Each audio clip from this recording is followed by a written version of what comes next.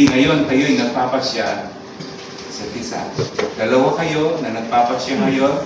Yung iba, kayo ang huling papasya sa lahat ng bagay sa inyong buhay bilang mag-asawa. A man who cannot lead will never lead well. A man who cannot lead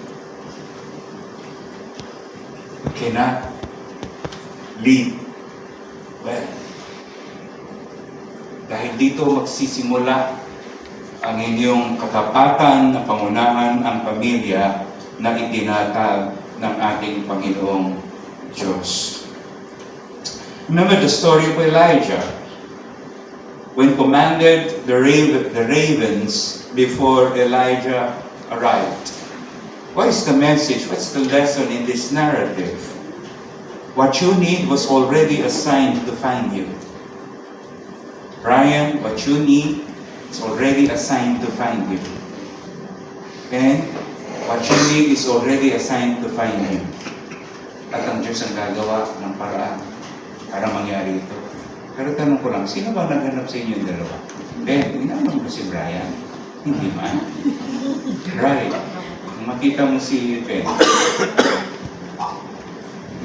parang nanamon talaga siya, no? Hindi ka na huminto, no? Tama ba? Oo ba? Eh, yung ganyan na, no? Hindi mo talaga iwari, o yung naalisin yung mata mo, no? Pero alam yan, naniniwala tayo dahil ito yung disenyo ng Diyos. Ang Diyos ang hahanap ng paraan para kayo ay magkatagpo. At nando doon yung kanyang banal na paspas sa kasalang ito na inyong tanda ng pagpapakumbaba sa Kanya. Ikalawa, know that like Jesus in the story of the miracle, the first miracle, we all live in God's time. Alam natin, may nangyari dito sa miracle na ito. The couple ran out of wine. But God, in His sovereign wisdom and grace, allowed it to happen. What is the message? Right there and there, what God wants to display His glory.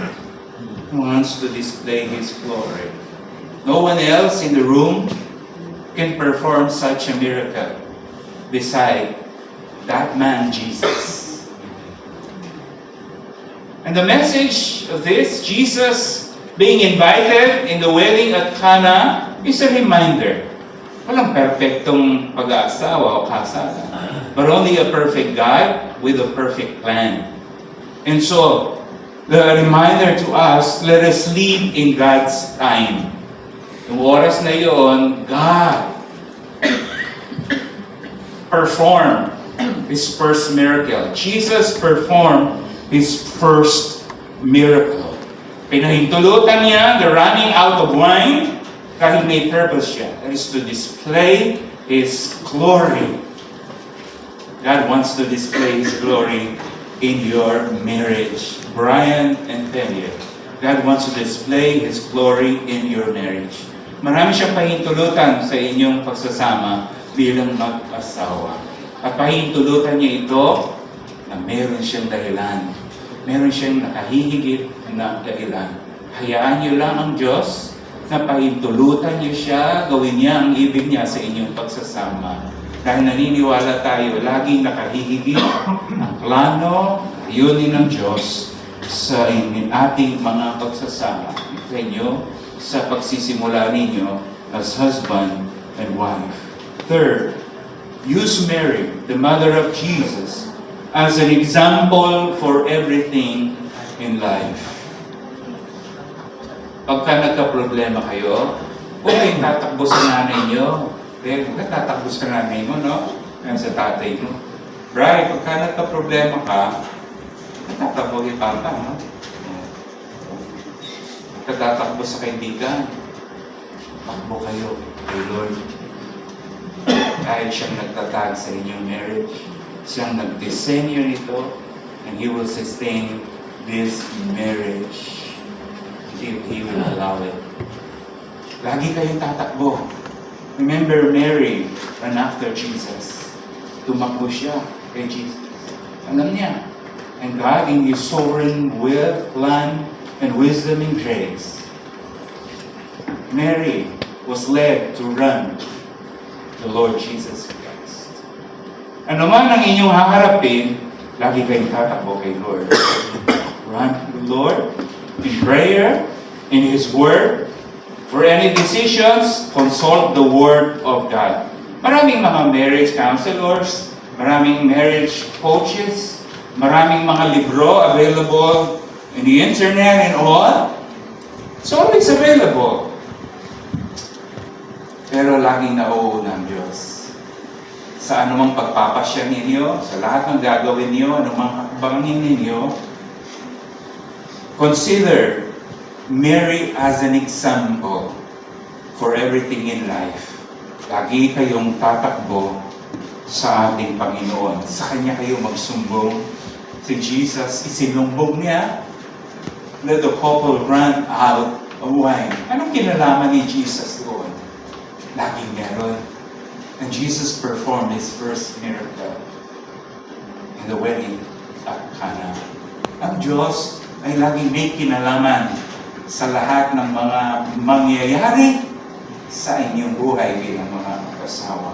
And so always go back to the Lord, the designer and perfecter of our marriage.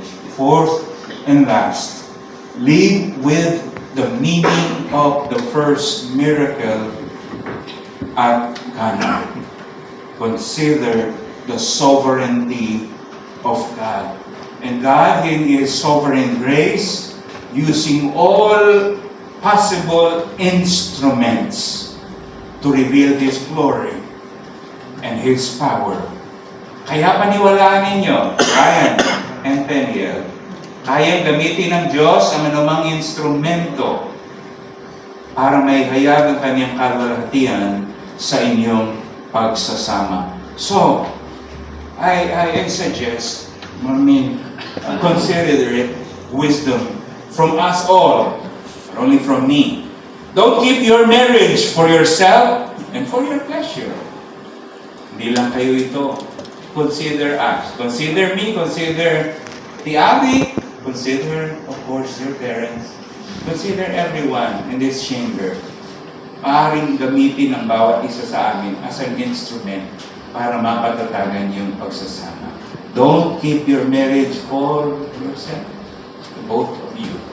But consider us all present here today. Dahil lahat ng nandito sa building na ito ay nagmamahal sa inyo. Amen po ba? Amen.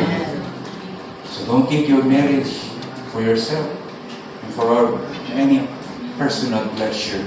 Ikalawa, don't keep your marriage for all your shared possessions. Learn how to share blessings. The Lord allowing you both to experience. Para dumaloy ng patuloy pa ang biyaya ng Panginoon sa inyong pagsasama as husband and wife. Don't even keep your marriage for your children. Anong gusto niyo? Sa dalawa? Tatlo? Hindi pa ninyo na pagmitingan. No? Yan natin, pagmimitingan pa nila ito. But don't keep your marriage for your children. Dahil hindi lang matatapos ang inyong pamilya sa inyo at sa inyong magiging anak. Lagi niyong isaalang-alang ang kanilang hinaharap at ang mga tao na magiging bahagi ng inyong buhay at ng kanilang mga buhay. Keep, love, preserve, grow your marriage always for the Lord. Bottom line, lahat ng gagawin ninyo bilang mag-asawa is all for the glory of the Lord. Bilang para sa inyo, ang laging nauuna is the glory of the Lord. God alone is the perfect keeper of marriage. And He will sustain you. Marami kayong pagdadaanan. Alam mo, sabi nila, ang pag-aasawa sa una lang mahirap. Dahil ito ay pahirap ng pahirap ng pahirap. Ano man ito, ano man naabuti na inyong pag-asawa, lagi ninyong isaalang-alang kasama ninyo ang Diyos dahil siyang nagdisenyo ng inyong pagsasama bilang mag-asawa. consider always these four truths. One, always invite God to be always part in your marriage in everything. Two, always consider things happen according to His time. This is God's perfect time. Ito yung sinasabi na this is it. Sino po yung mga dalaga at binata dito? Alam niyo, yung this is it sa inyo, darating yan in God's perfect time. This is Brian's, this is it. This, today, is Peniel's, this is it. Tama ba, Pen? Parang mamaya, maririnig ko ito, no? Bago yung isang malaking pangyayari, sisigaw nila, this is it. Consider, things happen according to His time. Third, always bring everything to the Lord in prayer. Always bring everything to the Lord in prayer. Fourth, always seek the glory of God in all things, inside and outside your marriage. I want to leave you these 3 words. Make God happy. Make God happy. Dali lang to, no? Write it across your heart. Make God happy. And you will make your marriage happy. And the happiest. Walang imposible sa Diyos. Imagine to stand. Sa oras na ito, hindi ko alam kung magagalit sila sa akin o magtatampo dahil ang sabi nila, gagawin nila ang bagay nito na eksklusibo. Pero hindi natin papayagan. Gusto nating marinig sa kanila at tayo ay maging saksi. We are all witnesses here today. Amen? And we want to witness their vows. And witnessing their vows, gusto natin bigyan sila ng pagkakataon sa oras na ito pang ibigay ang kanilang pangako, hindi lang sa isa't isa, kundi pangako una sa lahat sa Diyos para sa kanilang dalawa. Una, of course, si Brian.